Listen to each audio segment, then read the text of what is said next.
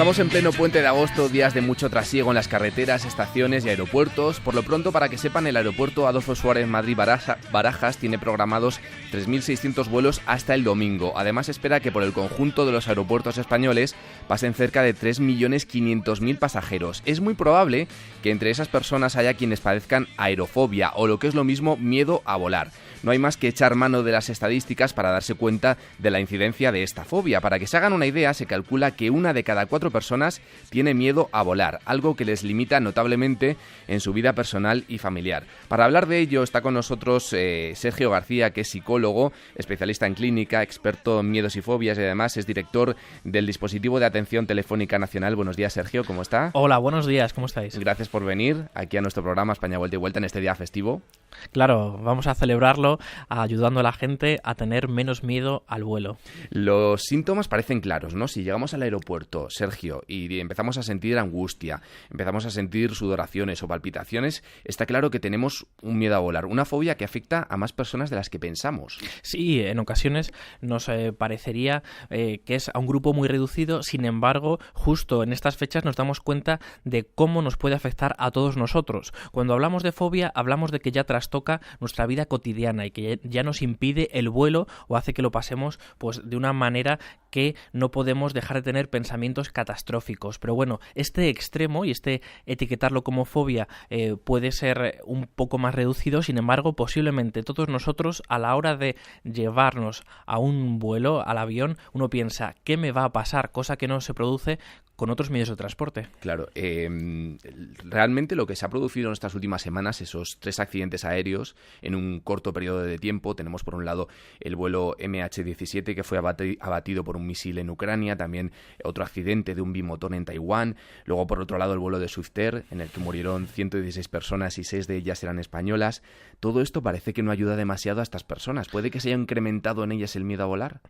Pues sí, se ha incrementado el miedo a volar debido a estas noticias, aunque si hubiese una pequeña noticia sobre una catástrofe aérea, estas personas están predispuestas a ver esa noticia pequeña y a agrandarla, porque son buscadores de información que tiene que ver con su angustia, que tiene que ver con su ansiedad. Por lo tanto, los argumentos no les sirven. Que uno le digas, mira, tienes más posibilidades en una catástrofe de coche a fallecer que en el vuelo. Da igual, los argumentos los tiran por tierra y solamente ven que ha sucedido una gran mortalidad en el último accidente aéreo y que por lo tanto eso quizás les pueda pasar a ellos. Claro, porque realmente en el accidente de avión de Ucrania, en ese avión de Malaysian Airlines, realmente fue por algo ajeno totalmente a la tripulación, al piloto, al avión. Claro, lo único que cuando yo tengo una fobia eso me da igual. ¿Por qué? Porque pienso que me va a pasar a mí y que aunque me digas argumentos no tiene que ver con algo racional, y esto es muy interesante porque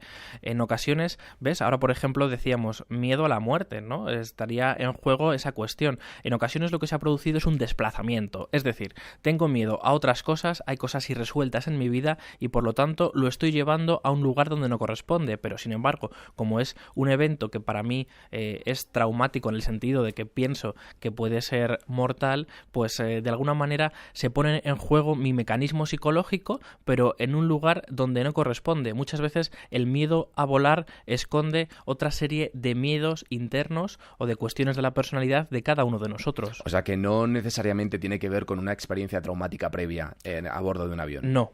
Es decir, la inmensa mayoría de las veces no. Es decir, las personas que han tenido este miedo no es que hayan tenido un trauma anterior. Sin embargo, sí que hay unas variables de personalidad que les están produciendo pues esta angustia, esa desazón, ¿no?, a volar. que tienen. Las personas que lo padecen se ven limitadas, como decíamos al principio, de una forma notable, tanto personal como profesionalmente. Hay gente que incluso, rechaza una opción laboral, rechaza una opción de ser jefe de algún departamento, precisamente por eso, porque tienen que volar y les da miedo. Esto es muy interesante lo que planteas, porque además suelen ser los que más consultan. Cuando de repente su vida profesional se ha mermado porque no puede tomar un avión, pues justo ahí se pone en juego, ¿no?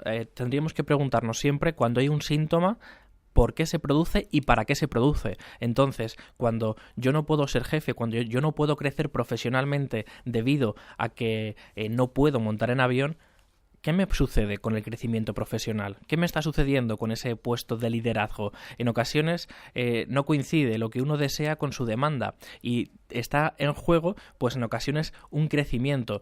No siempre tiene que ver con el miedo a volar, sino que hay veces que rechazo pues un puesto profesional de mayor altura.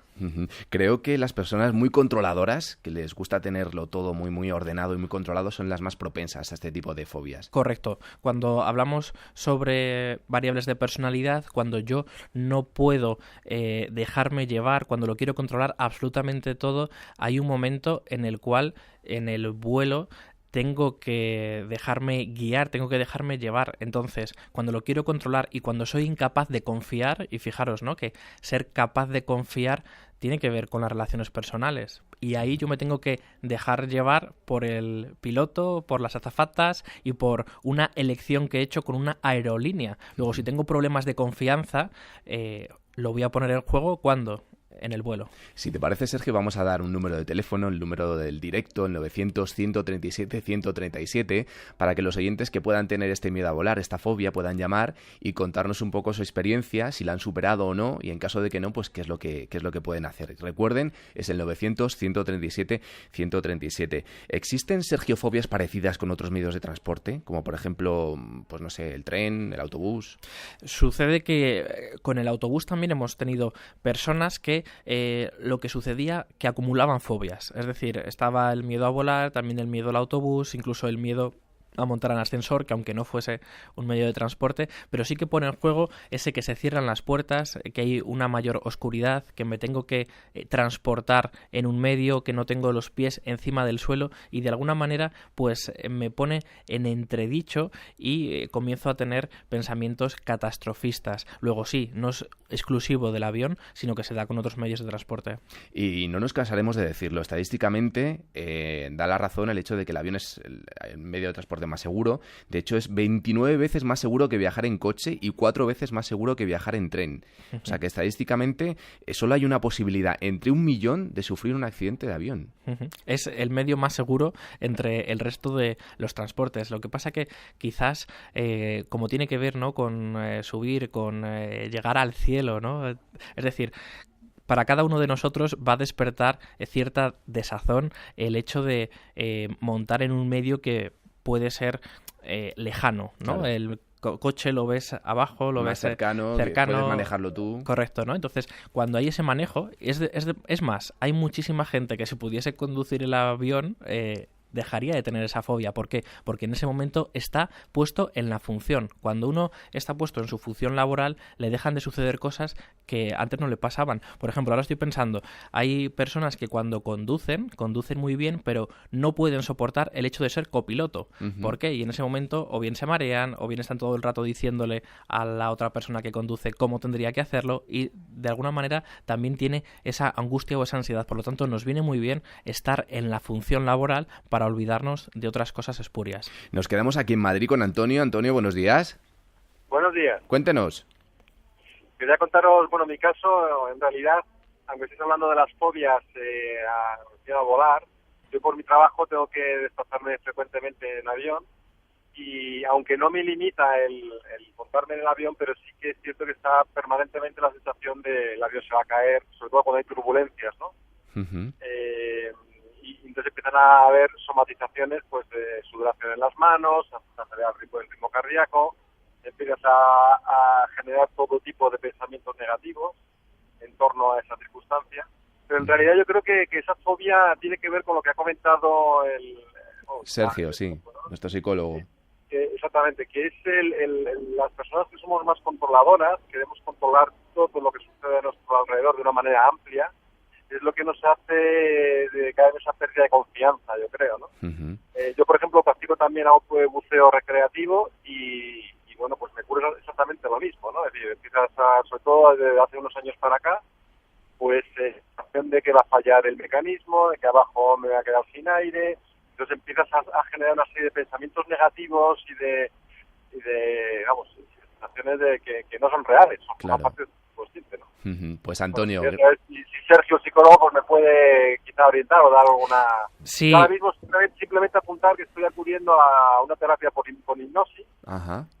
para tratar de superar esta fobia y, bueno, de alguna manera vencer estos miedos. Gracias, Antonio. Pues ya le contesta a Sergio. Sergio, cuando quieras. Sí, es muy interesante lo que planteas, porque has puesto en circulación, de alguna manera, lo que te sucede con la turbulencia, con lo que te sucede también haciendo submarinismo, ¿no? Es decir, y tienen que ver con esos pensamientos catastróficos, ¿no? Y estar alejado, entre comillas, de la Tierra. Por lo tanto, muy bien lo comentabas.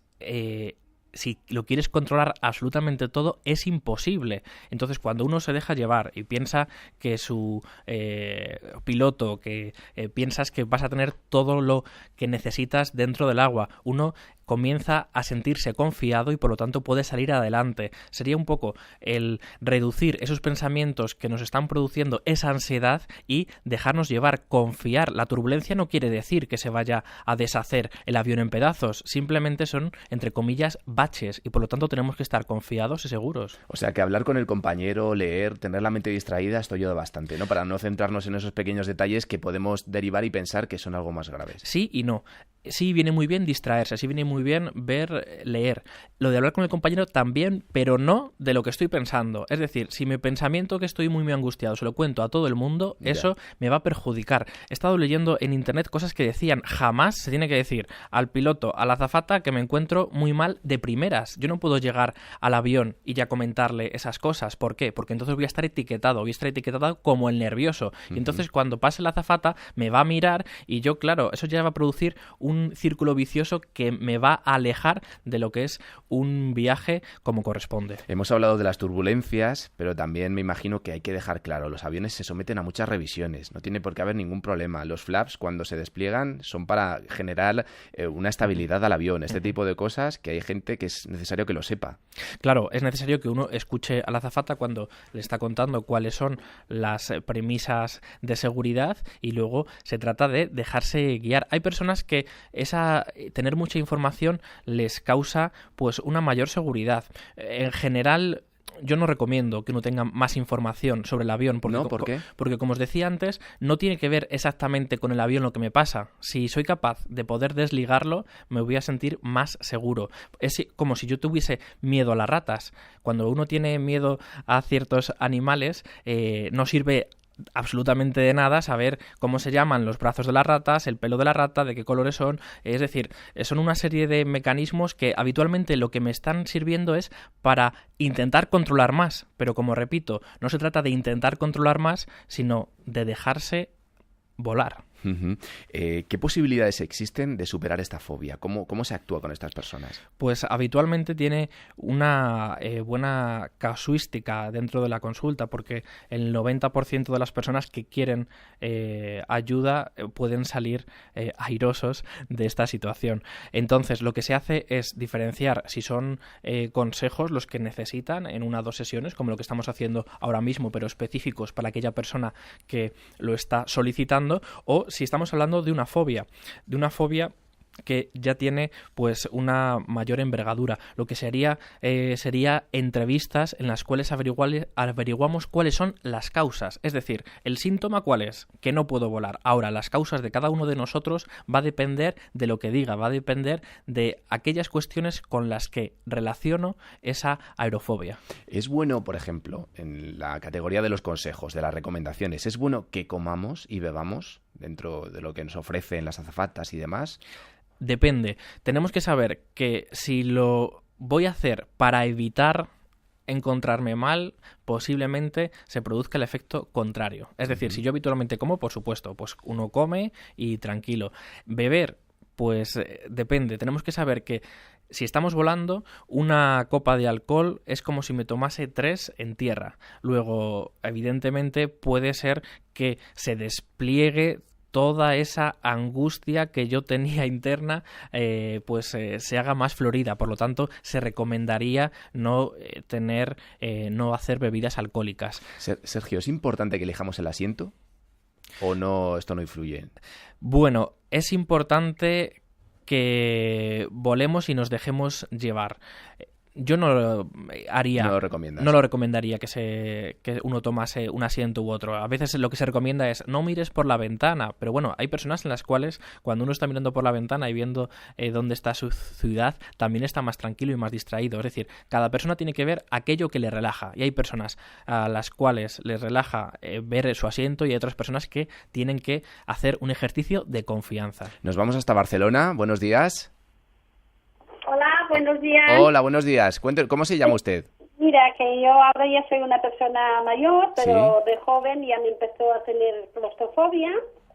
Y una de las veces, me gustaría contarlo, que estuvimos de excursión, yo era una excursionista, y cuando nos metimos dentro de una cueva, teníamos que pasar por un pasadizo de cuenquillas así de 4 patas, y entonces me entró pánico, pero un pánico terrible, y entonces empecé a dar patadas a los compañeros que tenía detrás, que yo creo que si no se van les hago la cara, les destrozo.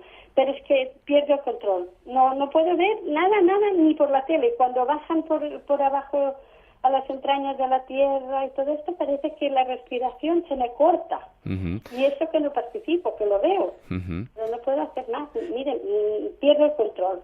Pues gracias. Gracias, Lina, desde Barcelona. Esto es un síntoma que puede aflorar en una cueva, como nos decía, en un avión, en cualquier sitio. Esto más bien es claustrofobia. Sí, según lo describía parecía vértigo, claustrofobia y que tuvo un brote de pánico en ese momento. Entonces, muchas veces la sensación es muy angustiosa y uno lo pasa muy mal. Los pacientes dicen, es que me sentía morir.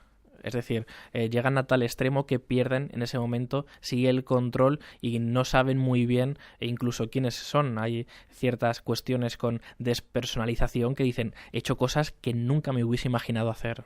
Pues Sergio García, psicólogo, especialista en clínica, experto en miedos y fobias y además es director de ese dispositivo de atención telefónica nacional, que es un dispositivo que funciona.